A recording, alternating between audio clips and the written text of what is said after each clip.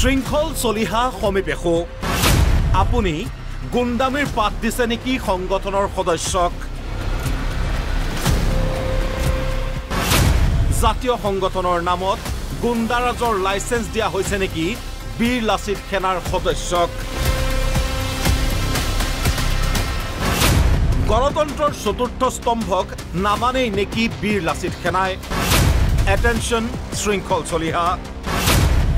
তেজুদীপ্ত কণ্ঠেৰে জাতীয়তাবাদৰ পাঠ আউৰোৱা আপোনাৰ পৰা আমাক উত্তৰ লাগে এখেত এনবি নিউজৰ দলগাঁৱৰ সাংবাদিক ৰিকি দাস কিছুদিন পূৰ্বে অঞ্চলটোৰ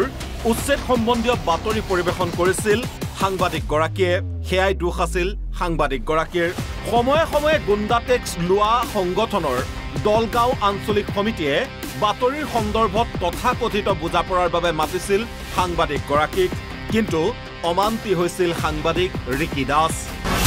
সেয়েহে সাংবাদিকগৰাকীক ফোন যোগে প্ৰাণে মৰাৰ ভাবুকি দিলে শৃংখলৰ উশৃংখল বাহিনীয়ে আৰু মই এটা বাতৰি পৰিৱেশন কৰিব গৈছিলোঁ আৰু বাতৰিটো পৰিৱেশন কৰি আহি মই এখন হোটেলত চাহ খাই আছিলোঁ খাই থাকোঁতে মোক ফোন কৰি মাতি আছে দলগাঁৱত বীৰ লাচিত সেনা আঞ্চলিক সমিতিৰ ফালৰ পৰা মই কৈছোঁ আপোনালোকৰ যদি কিবা কাম আছে তেতিয়াহ'লে মোৰ ওচৰত আহক আহি মোক প্ৰাণে মৰা ভাবুকি দিছে লগতে তেওঁলোকে অসভ্যালি গালি গালাজ দিছে আৰু ক'ব লাগিব তেওঁলোকে মোক মুচৰি মাৰিম বুলি কৈছে আৰু ইতিমধ্যে ঘটনা সন্দৰ্ভত দলগাঁও আৰক্ষীৰ কাষ চাপিছে সাংবাদিকগৰাকী যদি মই কিবা মোৰ যদি মৃত্যু হয় তেতিয়া দলগাঁও বীৰ লাচিত সেনা অসমৰ গোটেই সদস্য সভাপতি সম্পাদক দায়ী হ'ব আৰু এনেদৰে মোক প্ৰাণে মৰা ভাবুকি দিছে মই ন্যায় বিচাৰোঁ যিসকলে মোক মই যিহেতু মই সংবাদকৰ্মী মই বিভিন্ন বাতৰি সংক্ৰান্তত ঘূৰি ফুৰোঁ আৰু এই বাতৰি সংক্ৰান্তত ঘূৰি যদি মোক কোনোবাই মাৰে তেওঁলোকে কিন্তু দায়ী হ'ব আৰু হয়তো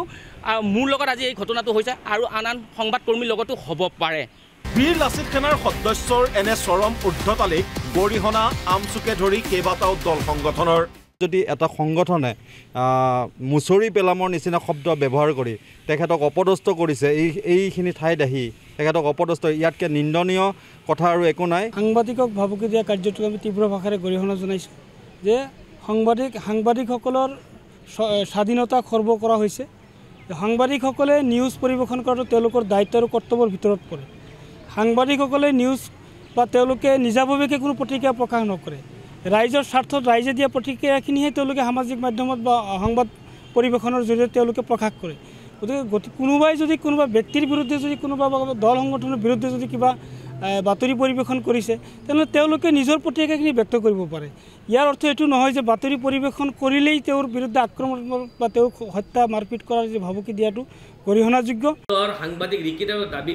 ধমকি দিলে ভাবুকি দিলে তেখেতসকলৰ বিৰুদ্ধে আইনী ব্যৱস্থা গ্ৰহণ কৰিবলৈ অতি শীঘ্ৰে কৰায়ত্ব কৰিব লাগিব নহ'লে এই ধৰণৰ গুণ্ডামি দলগাঁৱত সহ্য কৰা নহয় এই কথাটো স্পষ্ট কিন্তু কৈ দিলোঁ এই ধৰণৰ গুণ্ডামি ইয়াত সহ্য কৰা নহ'ব সাংবাদিকৰ ওপৰত এই ধৰণৰ ভাবুকি দিয়াৰ সাহস আপুনি পালে ক'ত গতিকে এই কথাটো স্পষ্ট কৰিব লাগিব দ্বিতীয়তে দৰং জিলা আৰক্ষী অধীক্ষক মহোদয় অতি শীঘ্ৰে কোনে কোনে ৰিকি দাসক ভাবুকি দিছে তেখেতসকলৰ বিৰুদ্ধে আইনী ব্যৱস্থা গ্ৰহণ কৰিব লাগিব মানে অতি শীঘ্ৰে গ্ৰেপ্তাৰ কৰিব লাগিব অসমীয়াত এষাৰ কথা আছে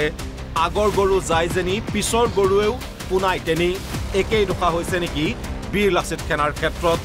গণতন্ত্ৰত বিশ্বাসী বুলি পৰিচিত শৃংখল চলিহা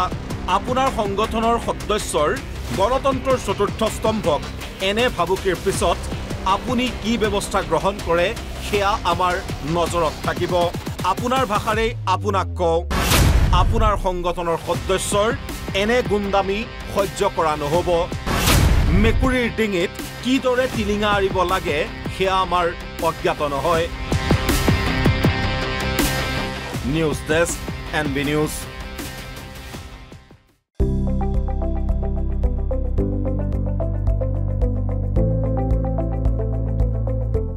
এনবি নিউজ সহজ সৰল ভাষাত নৱভাৰতৰ কথা